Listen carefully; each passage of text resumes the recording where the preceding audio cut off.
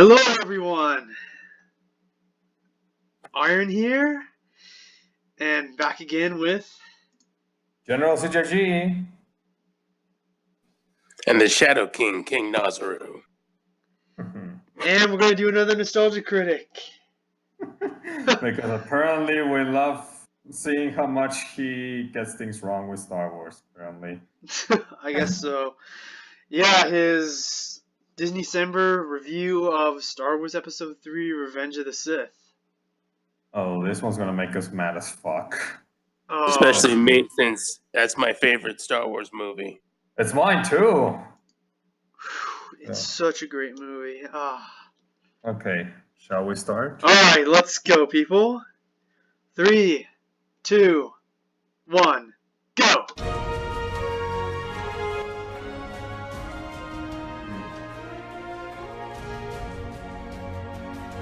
Disneycember. So out of all the Star Wars prequels that came out, this was the one that felt the closest like a Star Wars movie.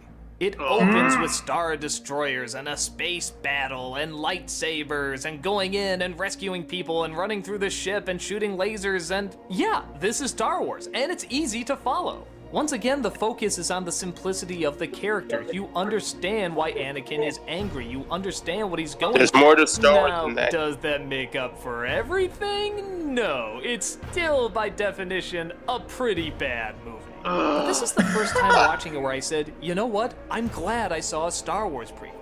There's just enough good things and insight and visuals that made me glad that I paid the money to go see it. It's a few years later, and Anakin finds out that Amidala is pregnant. This is already big trouble, but it's going to be even bigger trouble when he has a vision showing that she's probably going to die at childbirth. But he's becoming more chummy with Palpatine, as he tells him that the ways of the dark side can actually find a way to save her life. Slowly but surely, Anakin is being won over to that side as Obi-Wan goes to do more of that political sword-fighting nonsense that's in the other films, but it's not as focused on here. How is this The focus is political? what it should be on, Anakin.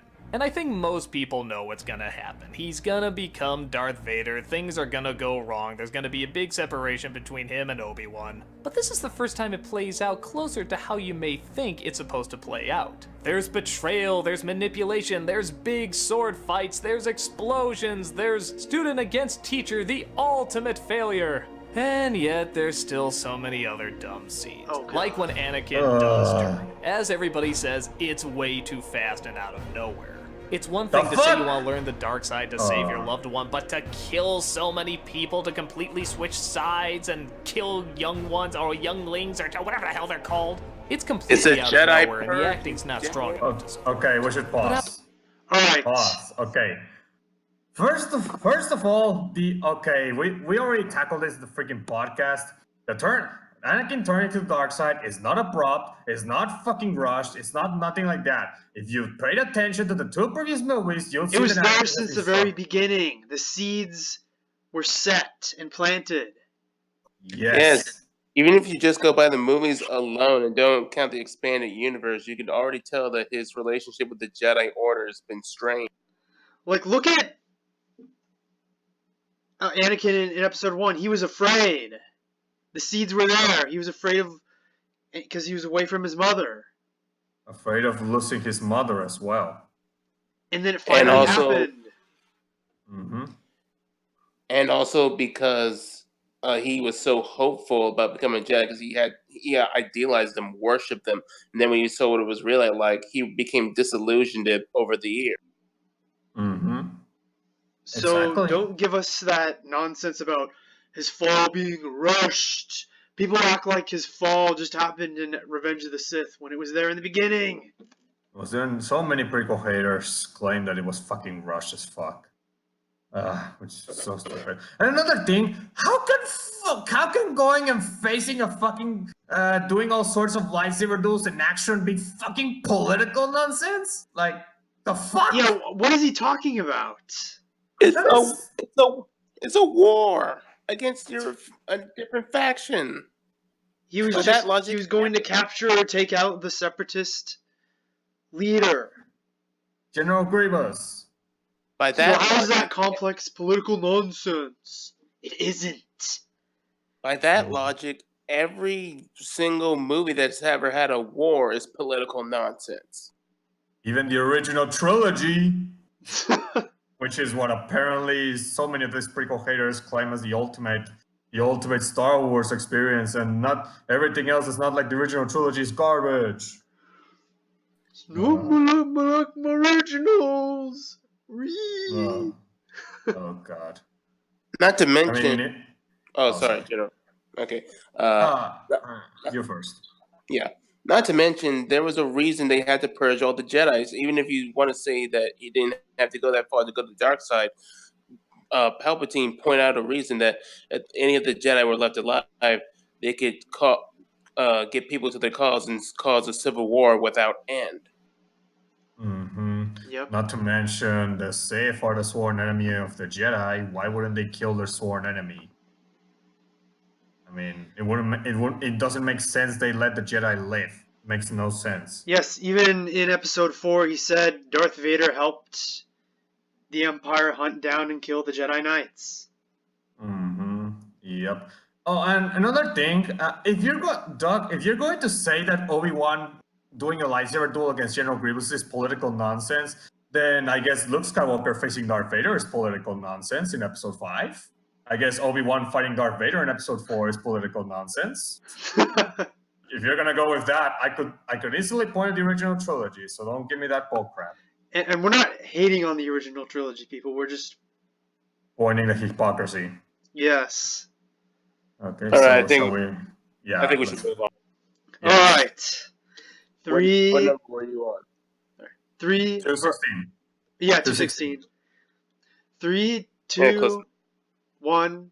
Of all of them, this is probably the most visual storytelling. You could watch this on mute, oh hell, I almost recommend it, and still get an idea of what's going on. It felt more like we're in the Star Wars universe, like it has a history. The scene at the opera where he's giving the backstory and the mythos, that's one of the best moments I've seen in any Star Wars movie. And everybody, whether they're doing a good job acting or not, look the part. Anakin looks amazing. This is what you would imagine a young, angry Darth Vader would look like. But yes, like I said before, I make fun of the moments you make fun of too. Darth Vader shouting, "No!" Okay, the stupid romance. I'll say much for that. Wait, you paused it? Oh yes, I thought you said pause. I paused at. Oh no, I just said that was the only part in which yes and no, it's impossible to defend. In fact, that part is really hard to defend. I'll defend it. Oh, what defense do you have for it, King? Okay, let's hear it. Wait, are we pausing? And 251, when he was in the noob. We paused there and we want to know what your defense is. Okay, my defense, I've probably said this like before in the podcast, is that Anakin hasn't gone full Darth Vader. He's still has somewhat of his Anakin personality, and he would certainly act his way over hearing that his wife just died from childbirth. It's not until years later that he becomes detached and becomes more reserved. Well, I do expect a reaction like this. I just think it could have been done better. That's my issue with it. Yeah. Why he could have just gone like without some gone Force Unleashed down, destroying the chair. Yeah. Something like that. Could have been done better. That's our issue. But anyway, let's continue with this because we already discussed that in the podcast. Okay. There's one more thing he did talk about. He did talk about visual storytelling. Didn't he say something? Yeah, he said something in his Attack of the Clones review that he didn't understand visual storytelling, at least in the context he didn't. So he's kind of flip-flopping there. And the Attack of the Clones was visually uninteresting to look at. As in, there was nothing interesting at all in that movie. Yes, I think that's what it was. That's something. I'd argue he has the same visual storytelling as fucking episode 3 and 1. All of them have the same. Yep. But everything has to be spoon-fed to us. You see why I say that Nostalgia Critic is a hack now? Yep. This was back in 2015, by the way, by the time The Force Awakens was coming out. So, if this was years ago, imagine when Episode 9 comes out. That's going to be Oh. something. We'll definitely have to react to that. Yeah. Anyway, so let's continue. All right, you guys are Alright. 251, right? Yes. Okay. 3, 2, 1, go. Ooh, the stupid romantic dialogue that feels so forced. The plot threads that don't add up. I make fun of it all. The fuck? But at the very least, I finally got something They that don't add felt up. a little What? closer to what these prequels was. Wait, I paused. What did he say? Because I coughed over it. He said that the plot threads in Revenge of the Sith don't add up. The plot points? The plot threads, aka all the subplots and all the stuff that's not the main story. I call Like- bullshizzle on that. Yeah, stuff like, for example, Obi-Wan going up against General Grievous, and also having Yoda on Kashyyyk. All those plot threads, and he basically is calling them as useless, that they shouldn't have Yeah. been there. How are they useless? The whole point of the subplots was Darth Sidious tying up loose ends so he can secure his power as Emperor, like getting rid of his enemies and his co-conspirators because they're an expendable asset. Exactly. Not to mention, besides the Jedi, they're also another faction that could pose a threat to the Empire with their reason. Mm-hmm. Yes, that is correct. So they had to eliminate the Separatists and finish the Clone Wars. Yep. All right, What I'm else? at 304. Okay. Let's go. All right, 3, 2, 1, go. Supposed to be. It is dark, it is brooding, it is gritty. It has big battles and manipulation that you can actually follow this time. Truth be told, it's a movie I don't mind popping in. Oh, every now you can figure it Do I out. laugh at the stupid Oh. scenes? Sure, and do I still point out all the things that don't make sense? Yeah. But the fight scenes and the cinematography and the way it visually tells its story is really, really interesting. By no means perfect, I don't even really think you can say it's good, but it has good things in it, some of them the best out of any of the Star Wars movies, and it's hard for me not to recommend that.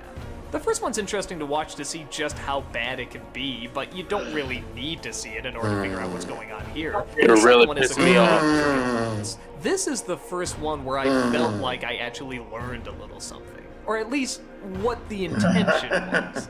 I didn't feel the emotions, but I felt the idea behind the emotions, if that makes sense.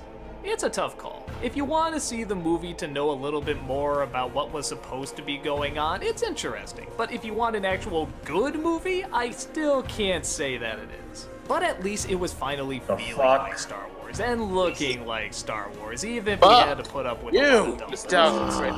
I think you can figure out if this is something you would benefit from or if it would just piss you off more. And for a while, it seemed like this was the end of the Star Wars movies, but literally and figuratively, A New Hope seemed to be in the future. Oh, God. A New Hope seemed to be in the future. Is he talking about Disney buying Star Wars? Ugh. No, he was talking about the New Hope movie. Oh, okay. Oh, God. Well, you could interpret it as Disney Star Wars being the New Hope. That's how I interpret him saying that. That's kind of awkward in hindsight now. He continued his point in which, episode 1, really bad movie you can enjoy. Episode 2, really bad movie that you cannot enjoy because it's boring as fuck. And third movie, finally the one you can enjoy, but it's still not a good movie. I'm like, fucking hell with the critical hating. Oh. I mean, we don't have a problem if you don't like the prequels, but Just don't be an obnoxious prick about it. exactly. And at least have some legitimate criticism. That too. Because literally saying it's not like the originals. If it's not like the originals, it doesn't feel like Star Wars. That's not a legit criticism. That's It's fucking Plinkett biased bullcrap all over the fucking internet. And yes, fucking Plinkett spread this fucking shit. Even if you say that Confused Matthew or whatever made it first, Plinkett's the biggest and loudest influencer in the prequel hating community. Yes. So here's the one that should be fucking silenced as fuck. And about the politics, how is it that these people can follow Game of Thrones, which has more complex politics than Star Wars prequels, yet they can't follow this? Oh! You know, I never noticed that. Yeah, I never thought of that. Because, I haven't seen Game of Thrones, so I can't comment on the matter. Well, if you ask me, it's probably because of this. Blinkett's right, because he's right. The prequels suck. I need to have a prequel hating mentality. Original trilogy for the win, and I'm gonna go for every single freaking possible nitpick as possible to shit on the prequels in a biased format. That's fucking why. Unfortunately. Yep. That is what happened in 2009. And it led into Star Wars now almost in its deathbed. Yep. And thank you for killing Star Wars Red Letter Media. Mm-hmm. Yeah, now and the people with George Lucas. Now, can you own up and say that The Last Jedi sucked? Or are you too worried that people might not like you anymore? Oh, it's something. So, any other thoughts? And no, ironically, this was one of his better prequel videos. I mean, we didn't really have much to say, but it still pisses me off. Yeah. So yeah, that was our reaction to Nostalgia Critic's Disneycember review for Star Wars Episode 3: Revenge of the Sith. We'll see you guys around. See you later. Sayonara.